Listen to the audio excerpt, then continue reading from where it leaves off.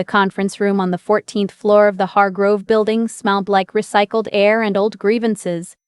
I arrived 7 minutes early, set my laptop bag on the table, and smoothed the front of my blazer the way you do when you are trying to look like someone who has already won.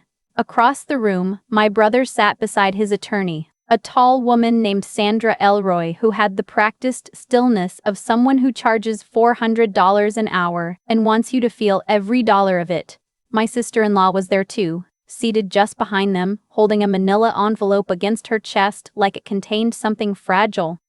I had not spoken to my brother in 3 years. The last real conversation ended with him telling me I had always been the taker in the family, that I contributed nothing, that everyone had simply been too polite to say it until now. I drove home that night with the windows down despite the cold and did not cry until I was inside with the door locked. I did not call back the next morning. I did not call back at all. The meeting had been requested through a mediator named Carl Briggs, a soft-spoken man in his 60s who worked out of an office in downtown Portland and had, according to his website, spent 30 years helping families resolve disputes without litigation. The dispute in question involved my Aunt Ruth's estate. She had passed 6 weeks earlier after a brief illness that moved faster than any of us expected. She was 64 years old and had spent most of her adult life as a high school art teacher in Clackamas County. She had never married. She had no children. What she had was a small house on the outskirts of town, a savings account that surprised everyone who knew her, and a will that named me as the sole beneficiary of both. My brother found out within a week. He called my mother first, then my father, then apparently several cousins I had not spoken to in years. By the time the formal letter arrived from Aunt Ruth's attorney, my brother had already retained Sandra Elroy and filed a request for mediation on the grounds that the will did not reflect his aunt's true intentions and that I had, in his words, manipulated a vulnerable woman in her final months.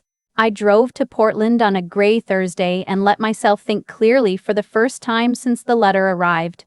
I had not manipulated anyone. I had visited Aunt Ruth every few weeks for the past 4 years. Not because I expected anything, but because she was the only person in my family who had ever asked me about my work without immediately changing the subject.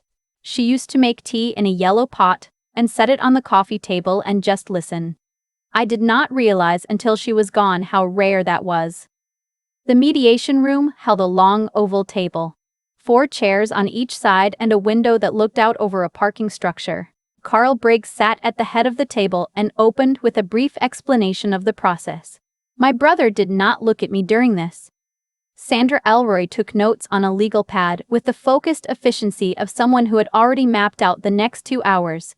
She went first. She laid out the argument methodically, the way you lay out tools before a repair job. My brother had maintained a close relationship with his aunt for decades. He had attended family gatherings. He had sent birthday cards, visited during holidays, helped with small repairs around her house. I, by contrast, had been largely absent from family events for several years. I had declined Christmas dinners. I had not attended our cousin's wedding. The picture she built was careful and not entirely false, which made it harder to sit across from. Then my brother asked to speak. He had rehearsed. I could tell by the way he paused in the right places, the way his voice carried just enough controlled emotion to sound genuine without tipping into performance. He talked about growing up together, about how he had always tried to include me, about the years of one-word texts and missed calls. Then his voice shifted into something he had been carrying for a long time, something that had been waiting for a room with witnesses. He looked directly at me and said that Aunt Ruth had been a kind woman who was easily taken advantage of, that I had always known how to make people feel sorry for me, that my presence in her life during her illness was calculated, not caring, and that everyone in the family had seen it, but nobody had wanted to say so until now. He said I was, and I remember this precisely, the kind of person who shows up when there is something to gain. The room did not go quiet in a dramatic way. Carl Briggs made a note. Sandra Elroy looked at her legal pad. My sister-in-law stared at the window. I did not respond immediately. I had learned a long time ago that the first words after something like that are the ones that define the rest of the conversation, and I was not going to let him define this one. Carl Briggs looked at me with the measured expression of someone who has heard worse, and asked if I would like to respond or if I preferred to present my documentation first. I said I would present the documentation. I opened my laptop bag and removed a folder. Inside were printed copies of what I had organized the night before, 4 years of calendar entries showing my visits to Aunt Ruth's house, most of them on weekday evenings after work. There were printed receipts for groceries I had ordered for her during the 2 months she could not drive, a habit that started long before anyone knew she was sick. There were screenshots of our text conversations, hundreds of them spanning years, the kind of ordinary ongoing exchange that does not look like anything significant until you see it laid out in volume. There was a letter from her physician, a doctor, Anand Mehta, confirming that I had attended 3 of her medical appointments in the final months and had been listed as her emergency contact since the previous year. And there was a handwritten note from Aunt Ruth herself, dated 8 months before she passed, tucked into a birthday card she had mailed me. In it, she wrote that she had updated her will, and that she wanted me to know it was not an accident and not confusion.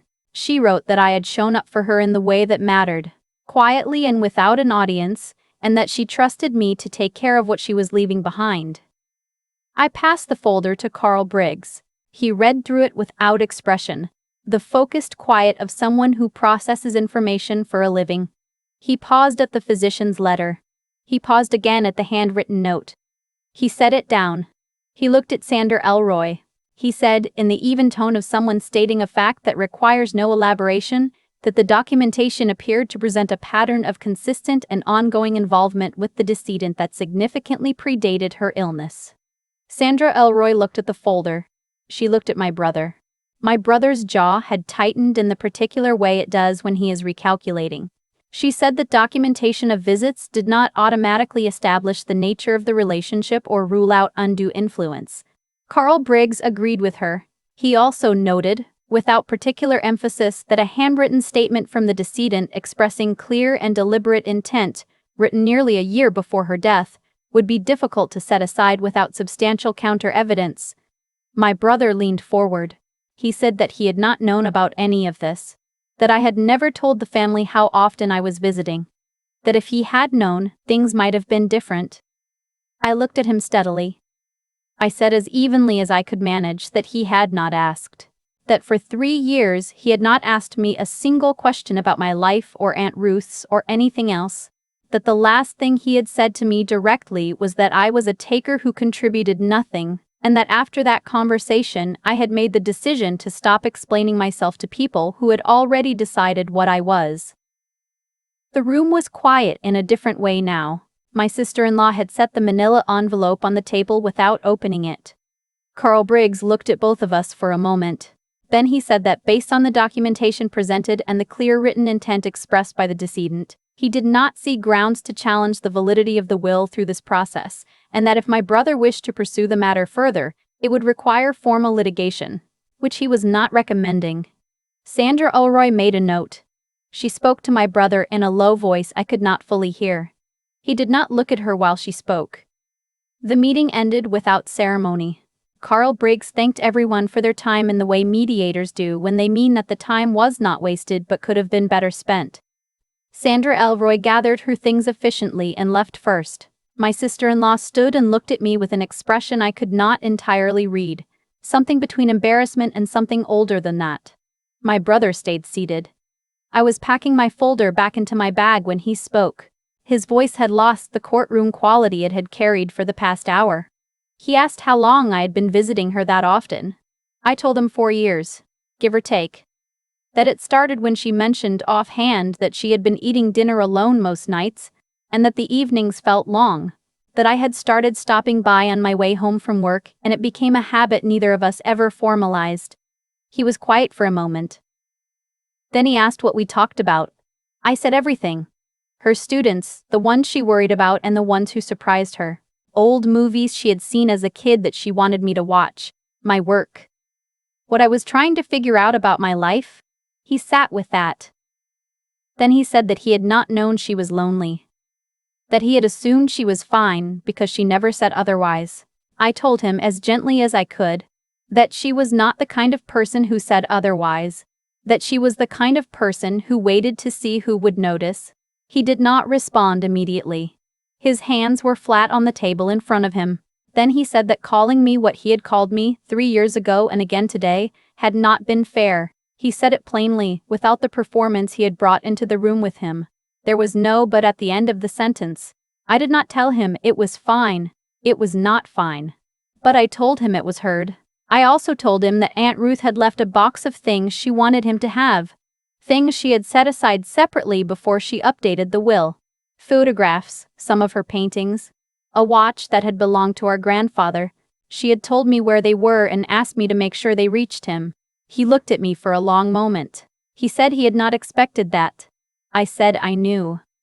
The following Saturday, I drove to Aunt Ruth's house for the first time since the estate had formally passed to me. The garden along the back fence was overgrown but not beyond saving. Her yellow teapot was still on the kitchen counter. I sat down at her table and stayed there for a while, not doing anything in particular, just occupying a space where I had always felt like the version of myself I most wanted to be. My brother came by an hour later. He knocked instead of walking in, which he had never done before. I let him in and made tea, not in Aunt Ruth's yellow pot, but in the plain white one I found in the cabinet. We sat at the table and he looked at the photographs on the walls, her students' work she had kept over the years. Small watercolors and charcoal sketches pinned in clusters. He said he had not been to this house in years. I asked him the last time he had visited her. He thought about it for a while and named a Thanksgiving 3 years back. He said it like he was doing the math in real time and not liking the answer. We did not talk about the mediation. We talked about her instead. The things she had said that had stuck. The way she could end an argument not by winning it but by asking a question that made the argument seem smaller than you thought it was. My brother laughed once. A real laugh. Remembering something she had said to him when he was 17 and convinced he was right about something he was entirely wrong about. The silence between the stories was not uncomfortable. There is a particular kind of exhaustion that follows years of being misread by the people who are supposed to know you best. It does not feel like anger exactly, though anger is part of it. It feels more like carrying a version of yourself that nobody else can see. And after long enough you stop trying to show it to them and just carry it alone. Aunt Ruth saw it. She never made a big thing of seeing it. She just made tea and asked questions and listened in the way that meant she was actually taking in what you said, rather than waiting for her turn to respond. I did not know, until I was sitting at her table without her, how much of my sense of myself had been held steady by her quiet attention. The box I had set aside for my brother was in the front closet. He carried it out to his car himself. Before he got in, he stood by the door for a moment and said that he owed me more than one conversation. I said there was time, he nodded, and drove away. I stood in Aunt Ruth's driveway and looked at the house for a while. The paint on the front door was peeling slightly in the corner. I made a note to fix it. There is something she used to say that I keep coming back to. She said that most people are not cruel on purpose. They are careless on purpose.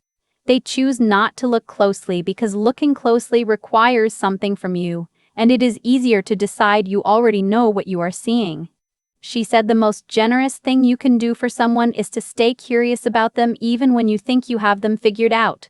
I am not sure yet what my brother and I are building. I know it will not look like what we had before, because what we had before was not working for either of us. But I think it might be something more honest, which is maybe a better place to start. If there is someone in your life you have written off quietly, not with a dramatic ending, but just with a slow turning away, I want to ask you something. When is the last time you were genuinely curious about who they have become since the last time you really looked?